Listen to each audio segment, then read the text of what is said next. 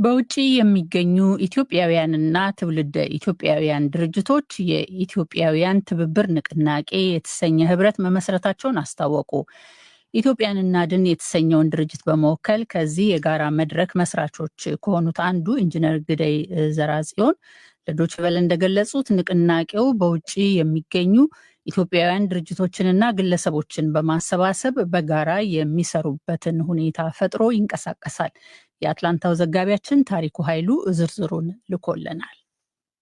ኢንጂነር ግደይ እንዳሉት የዚህ ትብብር መስራች ድርጅቶች 8 ሲሆኑ ሌሎች በተዋዋሪነት በሚያግባቡ ፕሮግራሞች ለመሳተፍ ቃል ገብተዋል። 8ቱ መስራች ድርጅቶች ኢትዮጵያዊነት፣ የኢትዮ አሜሪካውያን ዜጎች ካውንስል፣ ኢትዮጵያን እናድን መድረክ፣ የአሜሪካን ኢትዮጵያውያን የህዝብ ጉዳይ ኮሚቴ ማለትም ኤፓግ፣ ኒውዮርክ ትራይ ስቴትስ እና ተስፋ ለኢትዮጵያ፣ የሶማሌ ዲሞክራሲያዊ ካውንስል፣ የአፓ ድጋፍ ኮሚቴና የኢትዮጵያ ሀገር አድን ዲሞክራሲያዊ ንቅናቄ ናቸው። በሚስማሙባቸው ፕሮግራሞች በተዋዋሪነት ለመሳተፍ ደግሞ ግሎባል የአማራ ዲያስፖራ መድረክና ቪዥን ኢትዮጵያ ራሳቸውን ማስመዝገባቸውን ንቅናቄው ባወጣው ጋዜጣዊ መግለጫ ላይ ተመልክቷል። የትብብሩን ዓላማና ተግባር አስመልክቶ ጥያቄ ያቀረብንላቸው ኢንጂነር ግደይ እንደሚከተለው መልሰዋል። ዋናው መሰባሰቢያው ዓላማችን አሁን ባለው የኢትዮጵያ ሁኔታ በጣም አንገብጋቢም አስቸኳይም ጥያቄ ነው። የኢትዮጵያን አንድነት የሚያስጠብቅ ስርዓት ለመፍጠር፣ ዲሞክራቲክ የሆነችን ኢትዮጵያ ለመመስረት፣ ፍትህና ሰብአዊ መብቶች የተከበረባትን ኢትዮጵያ ለመፍጠር እንግዲህ ለሚታገሉ ኃይሎች በዚህ መልክ ተደራጅተው በጋራ እንዲታገሉ ነው። ስለ ድርጅቱ ቅርጽ ደግሞ ይንገሩኝ እስኪ። እንደው ከዚህ በፊት ከተቋቋሙ ጥምረቶች ይሄኛው ምን ይለየዋል? የድርጅቱ ቁመና ምን ይመስላል? እንግዲህ ይሄ ካውንስል አሁን ተቋቁመዋል። በዚህ ካውንስል ስራውን ጀምረዋል። 1-2-3 ስብሰባዎችን አካሂዷል። መጀመሪያው ስብሰባዎቹ እንግዲህ የራሱን ውስጣዊ ደንብና ህግ በማውጣት ላይ የድርጅቶቹን የተለያዩ ዲፓርትመንትስ ወይም አካሎች በመፍጠር ላይ ነው ያለው። አሁን ከአሁን በፊት የነበሩት ስብስቦች ምንም እንትን አላደረጉም፣ ውጤትም አላሳዩም። እናንተ በምን ይለያል የሚለው ነገር የሚነሳው ከአሁን በፊት የነበሩት ስብስቦች እስከ መጨረሻ ድረስ ዘልቀው ውጤታማ የሆነ ነገር ባያመጡም የተወሰኑ ነገሮች ግን አበርክተው ያለፉ ናቸው። በሙሉ እናያቸው ማለት ነው። የተወሰነ አስተዋጽኦ አድርገው ያለፉ ናቸው። አሁን የኛም እንግዲህ ከነሱ የነበረውን ድክመት ተምረን አሁን የተሻለ ውጤት የሚያመጣበትን መንገድና ጠንካራ ትግል ሂደት እንዲፈጠር ነው እንግዲህ እየሞከርን ያለ ነው። ትብብሩን ከመሰረቱት 8 ድርጅቶች ከእያንዳንዳቸው 2 ተወካዮች ተመድበው በድምራቸው 16 የሚሆኑት የትብብር ካውንስል መመስረታቸው ተመልክቷል። በርካታ ታዋቂ ግለሰቦችም በትብብር ውስጥ በሚመሰረቱ የተግባር ኮሚቴዎች ውስጥ በንቃት እንዲሳተፉ ስምምነት ላይ መድረሱን ኢንጂነር ግደይ ጠቁመዋል። ህዝባዊ ወያነ ሓርነት ትግራይ ህወሓትን ከመሰረቱት ግለሰቦች አንዱ የሆኑት ኢንጂነር ግደይ ዘርአጽዮን አዲስ የተቋቋመው የኢትዮጵያን ትብብር ንቅናቄ በርካታ ጠቀሜታዎች እንደሚኖረው ያስረዳሉ።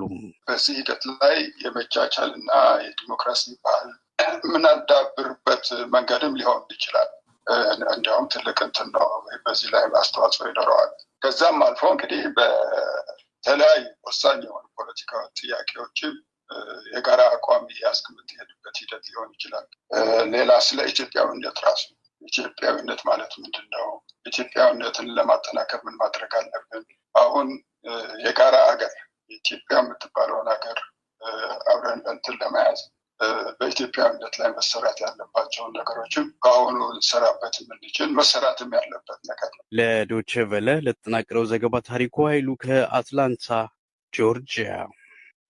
አድማጮች፣ አሁን የዜና መጽሔት ዝግጅታችን የመጨረሻው ዘገባችን ላይ ደርሰናል። የኢትዮጵያ ኦርቶዶክስ ተዋሕዶ ቤተክርስቲያን ንዋየ ቅዱሳትና መጽሐፍት የአእምራዊ ንብረት ባለቤትነት ላይ ያተኩራል።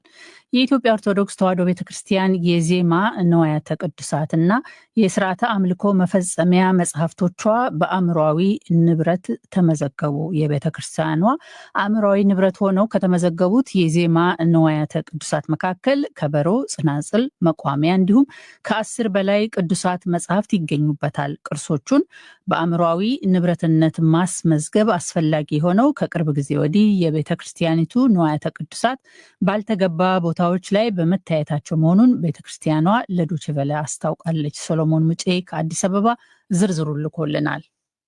መላከ ሰላም ቀሲስ ዳዊት ያሬድ በኢትዮጵያ ኦርቶዶክስ ተዋሕዶ ቤተ ክርስቲያን የቅርሳቅርስ ጥበቃ ቤተ መጻሕፍትና ወመዘክር እንዲሁም ሙዚየም መምሪያ ዋና ኃላፊ ናቸው። ኃላፊው ቤተ ክርስቲያኗ ቀደምት የእምነት ተቋም በመሆኗ በርካታ የአምልኮ መፈጸሚያ ንዋየ ቅድሳት ባለቤት ናት ብለዋል። የባለቤትነት መብት ሕጋዊ ማረጋገጫ የመያዙን ዋነኛ አስፈላጊነትም እንዲህ አብራርተውታል። ከቅርብ ጊዜ ወዲህ አንዳንድ ያለመረዳትም ሊሆን ይችል ይሆናል የቤተ ክርስቲያኒቷ ንዋያተ ቅድሳት ባልተገባ ቦታዎች ላይ የመታየት ሁኔታዎች እየተፈጠሩ በመምጣታቸው እና የግዴታ የባለቤትነትን መብት በሚያረጋግጥ አግባብ መመዝገብ ስላለበት ቅድስት ቤተክርስቲያን የስራ ኃላፊዎች ጥናቱ ተከናውኖ ከዛ በኋላ በምልዓተ ጉባኤ በቅዱስ ሲኖዶስ በ2015 ዓመተ ምህረት ጥናት ማድረግ አስፈላጊ በመሆኑ የተለያዩ ምሁራንን በመጋበዝ ጥናቶች ሲከናወኑ ነው የቆዩት። መላከ ሰላም ቀሲስ ዳዊት ያሬድ እንደነገሩን ከቤተ ክርስቲያኒቱ የዜማ ንዋያተ ቅድሳት መካከል ከበሮ፣ ጽናጽል፣ መቋሚያና መስቀሎችን ጨምሮ 10 ልዩ ልዩ ማለትም የድጓ፣ የዝማሬ፣ የመዋሲት፣ የቅዳሴ መጽሐፍት በአግባቡ ተመዝግበው የማረጋገጫ የምስክር ወረቀቱ እጃችን ላይ ደርሷል ብለዋል።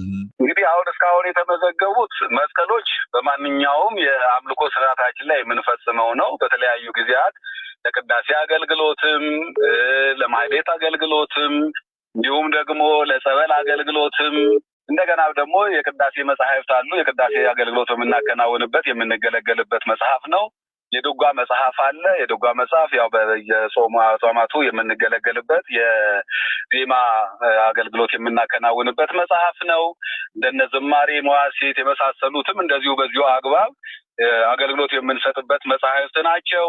እነ ከበሮ፣ እነ ጸናጽል፣ እነ መቋሚያም ደግሞ በዚሁ አግባብ መሰረት ማለት ነው ለማህሌት አገልግሎት የምንገለገልበት፣ ለሰዓታት አገልግሎት የምንገለገልበት ማለትም መቋሚያ፣ ከበሮና ጸናጽሉ ደግሞ ለማህሌት አገልግሎት እና እንዲሁም ደግሞ ለስርዓተ ጸሎት፣ ለፍትሐትም ለተለያዩ አገልግሎቶች ቤተክርስቲያኒቷ ለሚያስፈልጋ ያንን አገልግሎት የምታከናውንበት የቤተክርስቲያን መገልገያ ንዋየ ቅድሳት ናቸው። እነዚህ የኢትዮጵያ ኦርቶዶክስ ተዋሕዶ ቤተክርስቲያን በቀጣይ ለሌሎች መጻሕፍት፣ ለኪነ ህንፃዎች፣ ለአልባሳትና ለቅዱሳት ስዕላት ጭምር የአእምሯዊ ባለቤትነት መብት ለማውጣት ጥረት ላይ መሆኗንም ኃላፊው ጨምረው አስታውቀዋል። ቅድም ያልጠቀስኩልህ ጽናም እንደዚሁ ተመዝግቧል። ጽና ማለት ያው ማዕጠንት የምናጥንበት መጠንት አገልግሎት የምናከናውንበት መስዋዕት የምናቀርብበት ጽና ነው። ስለዚህ እነዚህ አይነት አገልግሎቶች የሚያከናውኑ ናቸው እስካሁን የተመዘገቡት። በቀጣይም በርካታ ስራዎች እየተሰሩ ናቸው ያሉት። የመጻሕፍቱም የኪነ ህንፃዎችም እንደዚሁ በዚሁ አግባብ መሰረት፣ በሌላ መልኩ ደግሞ የአልባሳት ጉዳይም እንደዚሁ ጥናቱ አልቋል። በአሁን ሰዓት እሱንም ለማስመዝገብ በሂደት ላይ ነው እንደ እግዚአብሔር ፈቃድ ያለ ነው።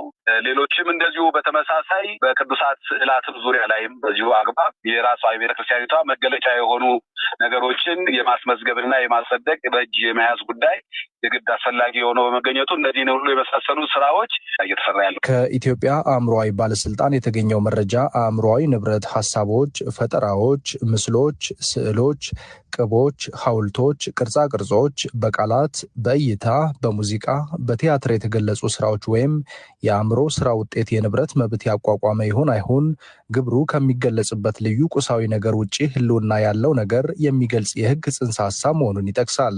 ለዲ.ደብልዩ ሰለሞን